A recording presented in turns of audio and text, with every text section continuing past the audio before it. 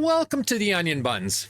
So today I'm just going to do a deep dive into Mark Carney because, well, somebody needs to. But before we get to that, if you like the content I make, please like and subscribe. Liking and subscribing is the way to grow the channel, and I am trying to grow the channel. Also, if you do like the content I make, please share it. Sharing is the easiest way to get lots of eyes on it without bothering people. You share it. If they like it, they watch it. If they don't, they move on. No harm, no foul. Done. All right. So on to Mark Carney. Mark Carney, well, besides being a pathological liar, he's not an environmentalist. And he brags about being this great businessman, and I'm sure he made money for Brookfield doing some really disingenuous and should be criminal things, like he was deforesting the rainforest, he was selling China coal, American coal, while blocking coal production in Canada. He was building pipelines in the Middle East while blocking pipelines in Canada. So yeah, this guy's a crook, plain and simple. Typically the media won't call him out, or the mainstream media, because here in Canada, CBC gets $1.4 billion of taxpayer money every year, and Carney's promised to push it up to $2.5 billion if he can somehow scam enough people to get reelected. Or I shouldn't even say reelected, because he's never been elected. If he can scam enough people to get elected. But beyond that, you got the CTV, Global, Globe and Mail, Toronto Red Star, and they get their share of a $600 million a year slush fund that Trudeau created for them, as long as they carry water for them. So typically you don't hear anything from the mainstream media negative about Liberals. I mean, during the Liberals leadership campaign, I've shared this before, I'll share it again. Here's a list of all the topics that they didn't talk about in the Liberal leadership campaign, and the media didn't blink an eye or ask a question. I've said this before, for CTV, CBC, and all the other ones to say anything negative about the Liberals, the evidence has to be so overwhelming that they can't ignore it. That's the only time you hear the CBC or the CTV or Globe and Mail or any of them criticize the Liberals. So take a look at this. He's the biggest media manufactured candidate since Trudeau. And he's back in Canada after being in Europe for a decade, where he bragged about holding both UK and European passports. Mark, you look like you were about to. Yeah, it was a tell. As a European, as a European, I'm a European, actually. Yeah. Okay, this one pisses me off. It pisses me off a lot, because he's in Canada saying suddenly he cares about Canada and he's embracing Canada and all the bullshit. It's just more lies from him. You just heard him say, I'm a European. That is how he views himself. That is how he identifies himself. In this day and age of identity politics, well, there's his identity. He's not Canadian. It doesn't matter that he was born here. He's not Canadian. He is a European. And his first act as being appointed the Liberal leader was to fly off to Europe. He didn't call Trump. He didn't call China. He didn't worry about the tariff wars. No, he flew to Europe to be with his European buddies and pal on the World Economic Forum. That is who he serves. And the sooner that gets through people's heads, the better, because this guy is a fraud. Oh, you are? I'm Irish citizen. Yeah, so there you go. Welcome. And he's getting the full celebrity treatment from our Canadian media, who need him reelected to keep the taxpayer-funded gravy train rolling. But does Mark Carney deserve all this media adoration? For decades, Mark Carney has been living the high life as a self-described globalist elitist. When he moved to England, he was entitled to a taxpayer-funded housing allowance of $7,700 per week, which his wife Diana complained wasn't enough. Boy, don't we hear this from the rich all the time? Prince Harry's, I think it was Harry, one of them, the one in California now with the elitist snobby wife. She said the same thing when she was in England. Oh, I don't get enough money to survive. I mean, I'm only getting millions of dollars a year. It's not enough. I can't support it. It's like, I remember an old, it was a joke. Well, it was made into a joke. It was actually a real statement from a football player. And they asked him about getting a contract. I think it was $15 or $20 million back then. Now the contracts are even bigger, but this was back then. And I go, how do you justify making this type of money for playing a sport? And he replied, hey, insurance on a Lamborghini is expensive. I need that money. And while he was advising Trudeau to raise your taxes and bring in record immigration, he was far removed from Canada's cost of living crisis, crime and drug crisis, record mass immigration, unaffordable homes, and overrun hospitals. From the executive offices of Goldman Sachs in Brookfield, Carney has been totally protected from the destructive policies he promotes. Policies that help him and his rich, creepy friends. Oh, look who we got. Giselle Maxwell, the handler and enabler of Jeffrey Epstein. Yeah. You know, I find this really interesting. There's multiple pictures now of Carney, his wife, with this piece of shit on Epstein Island. Like, they're sitting there, they're hobnobbing, they're having a grand old time.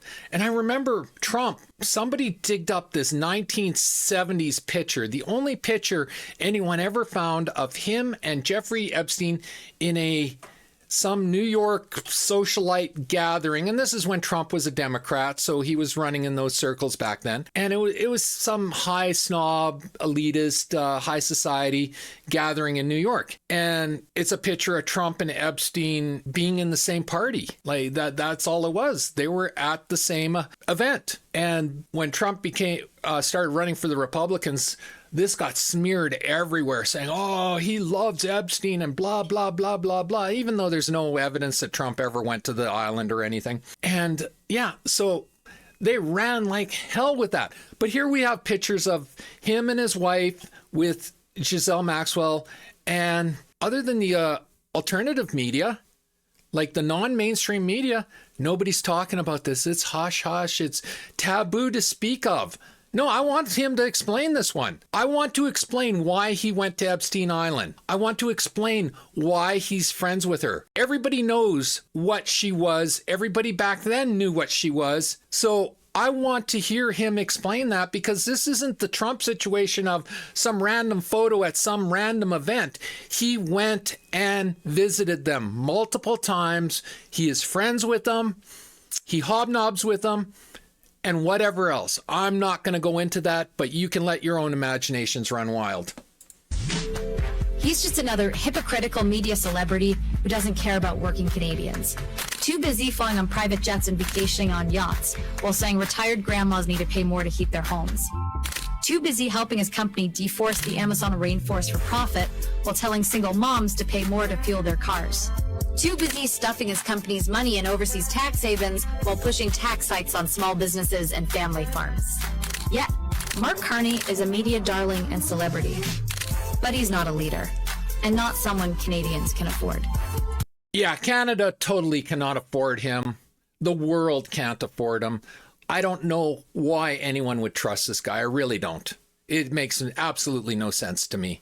It's like inviting freaking Charles Manson into your home. Are you stupid? Like, come on. So yeah, and I'm going to repeat this because this one pisses me off. I have been accused of being an environmentalist. I love the environment. I love animals. And I fucking hate these hypocritical pieces of shit that say one thing but do the other. I judge people on their actions, not on their words. Well, no, I'll judge them on their stupid words too. But when it comes to politicians, I tend to judge them more on their actions. And every action Carney's done tells us he's not an environmentalist. He doesn't care about the environment. And cutting down the rainforest, he cut down 22,000 acres of Brazilian rainforest. He displaced native population that lived there, all to make a few $1 million for Brookfield. And he didn't blink an eye doing that. He built pipelines for the Saudis and for the Middle East while blocking pipelines in Canada. And he didn't blink an eye over that. He sold the Chinese American coal while blocking Canadian coal manufacturing. And he didn't blink an eye about that. Those are not the actions of an environmentalist. They're just not. Those are the actions of a very greedy, unethical piece of crap. And yeah, you just saw it yourself. You know what amazes me? You can hear the truth from multiple different sources, and yet your ideology won't allow you to accept it. And that absolutely amazes me. How people can be so closed-minded that they're faced with the truth, but they would rather believe the lie because the lie fits their agenda, their special interests, their ideology. So I have a great clip from Pierre Poilievre talking about his and Carney's record. And everything Pierre says in this is 100% fact. Like, there's no fiction, there's no spin, there's a little bit of self-congratulating himself, but, you know, when you're right, so you take credit for being right. Unfortunately, those that are wrong rarely take credit for being wrong. But anyway, it's a good clip. Take a listen to it. As I said, everything Poilievre says in this is fact. It's beyond argument, it's beyond debate, it's beyond discussion. That won't stop the alt-left from trying to debate, discuss, and dismiss, but that's their problem. So yeah, sit back and take a look at this.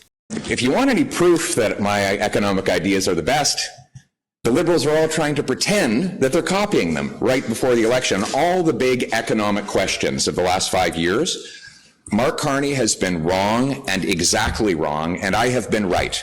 I said 5 years ago the money printing would cause inflation. He said deflation was on the horizon. I turned out to be right. I said the carbon tax would drive up food prices, and it did. Drove them up 37% faster in Canada than in the United States of America. I was the first parliamentarian to predict that we would have the inflation crisis, while Carney, Freeland, Trudeau, and others were saying that we would not. I was the first one to be, along with my conservative colleagues, fighting for pipelines. Pipelines now everyone claims that they support after opposing them for the last 10 years. So if Mr. Carney is so smart on economics, how is it that he was so wrong for so long on all of the economic issues? So yeah, Poilievre, he was bragging a bit, but he should brag. He was right. Carney was wrong, Trudeau was wrong, Freeland was wrong, Jugmeat was wrong. Again, I don't understand why people are so scared of facts and reality. You know, this is what's wrong with Canada and the USA, for that matter, is you got far too many people that are only interested in pushing their side, their agenda, their ideology. Fuck ideology. Let's just deal with the truth. Deal with reality. It's not that hard of a concept, people.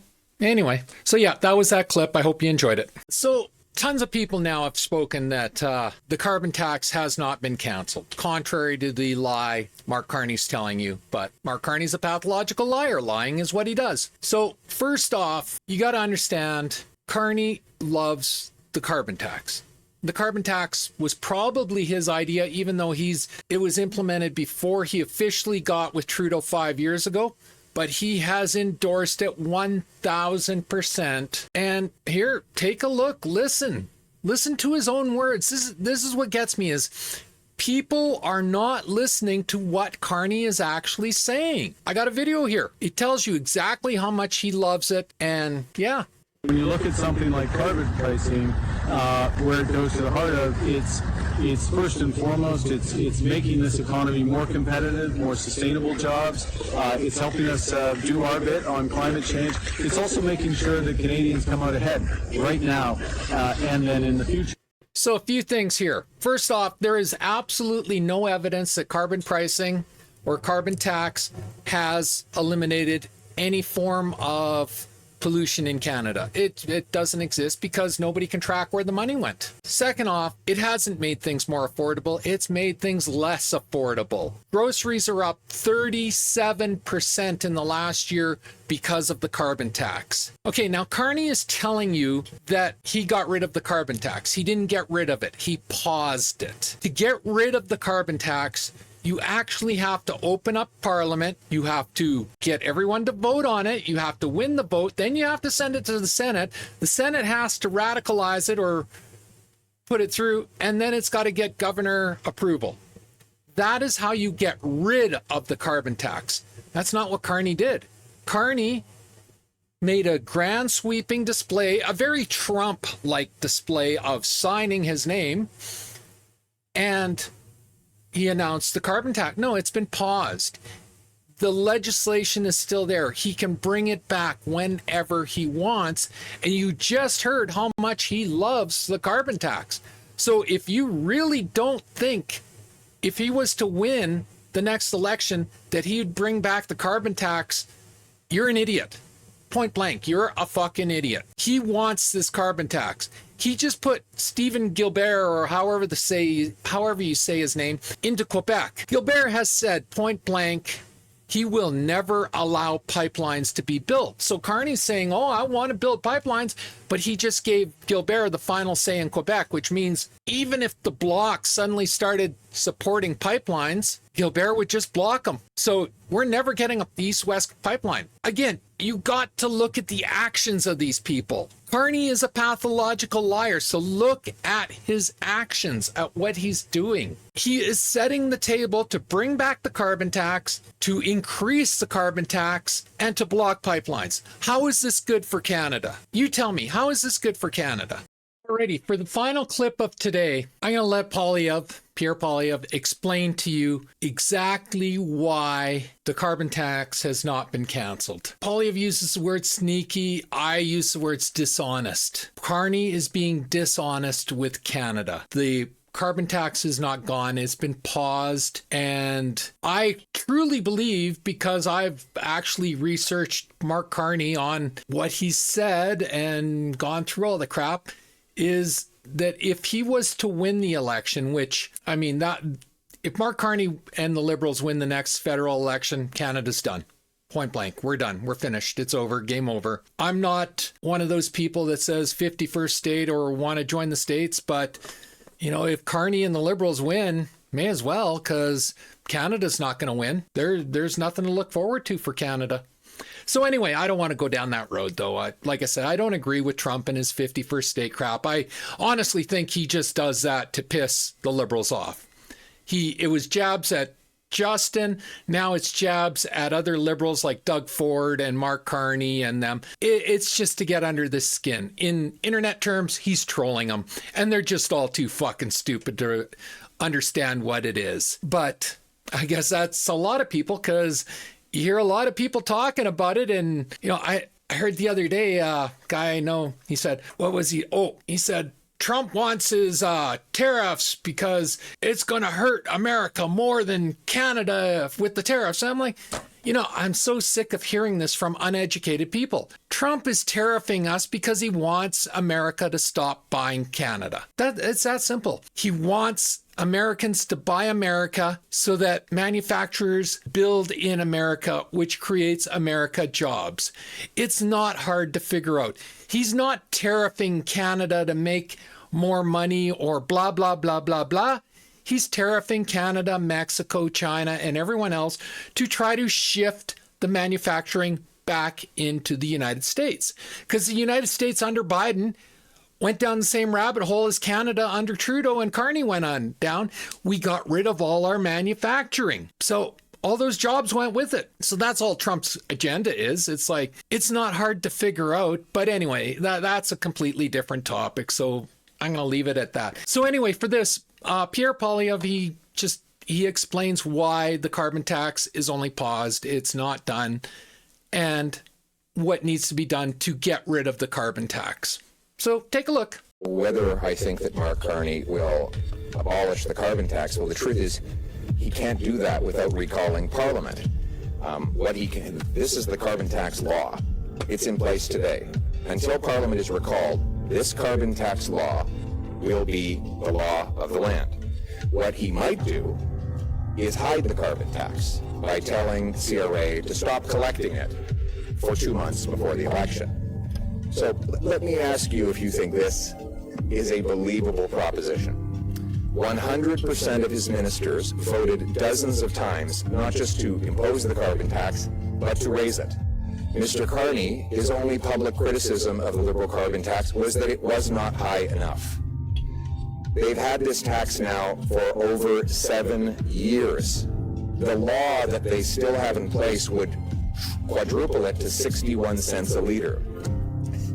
And you believe that they're not going to bring it back 2 days after the election? Well, I think Mr. Carney has some land he might sell you in Florida, some swampland he might sell you in Florida if you believe that whopper. The reality is that Mr. Carney loves carbon taxes, and if you elect him, you will pay a brutal price. And he's also said he will be bringing in a shadow carbon tax targeting Canadian industry. and he has specifically singled out steel. There will be tens of thousands of steel, aluminum, cement, and other industrial jobs lost under Carney's carbon tax. But a combination of Trump tariffs and Carney's carbon tax will destroy our industrial sector and make us hopelessly dependent on the Americans, all while profiting Mark Carney's personal investments in other countries, investments that he still knows he has, investments that, like the carbon tax, he just wants to hide. But the good news is that common sense conservatives will axe the tax for real, for everyone, for good. We will make sure it never comes back. There is only one way to axe this tax, and it is to vote for the Canada First Conservatives. So yeah, once again, Pierre Poilievre is telling you the truth. And that's really what this election is going to come down to. You have Poilievre that tells the truth. You have Carney that lies. You know, it's really that simple. You cannot axe the tax without having Parliament open. Trudeau closed down Parliament. Carney says he's not going to reopen Parliament. So, you know, he doesn't have a seat, so because he's never been elected. So he doesn't want to reopen Parliament, because if he reopens Parliament, Poilievre can go at him tooth and nail, full bore, and Carney can't do anything about it because he doesn't have a seat in Parliament, because he's never been elected into Parliament. But you have to open Parliament. You have to hold a vote. The vote has to pass. Then you have, if the vote passes, then you send it to the Senate. They have to pass it. Once the Senate passes it, it goes to the Governor General, who gives it the approval. That's how you axe a tax. Sitting down and doing a U.S.-style signing ceremony like Carney tried to pull, that doesn't axe a tax. That just pauses the tax. And as Poilievre said, Carney is on record that he wants taxes higher. He doesn't want to lower them. He wants them higher. And he's already said as well, what he plans to do is he's going to get rid of the consumer tax. Okay, great. But he's got to be in Parliament again, the whole Parliament thing. But once he does that, he is going to massively increase the carbon tax on industry. Well, all that's going to happen is the industry is going to get hit with those massive increases. They're going to say, okay, this is how much we're spending, and they're going to put it on the consumer. So it's still a consumer carbon tax. A carbon tax is a carbon tax is a carbon tax. All Carney's trying to do is lie to you and manipulate you to think it's gone. It's not going to be gone.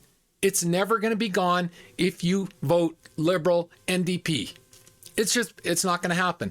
It's just going to get bigger and bigger and bigger. As I showed you in the last video, Carney's ultimate goal is to kill the oil and gas sector so that the alternative energy sector can advance. Well, the alternative energy sector can't advance unless they get rid of oil and gas, because they refuse to bring the cost of their product down. Even though their product costs pennies on the dollar compared to fossil fuels, they still charge the same or more than fossil fuels. So, yeah, I mean, the biggest problem facing Canada right now is uninformed voters. Too many people are only interested in their ideology, pushing their ideology. They're not looking at the facts. They don't want to hear the facts, and the CBC and the CTV and all of them won't tell you the facts. So yeah, we're going to be interested to see how this plays out, but there you have it. Anyway, if you enjoyed this video, please leave a like and subscribe. I'm trying to grow the channel, so your subscriptions really help. And if you dislike the content, leave a dislike, and always feel free to leave a comment. Don't worry, I don't swing my cane too hard if I dislike your comment. So as always, pew, pew, pew, and shit. Thanks for watching. Bye.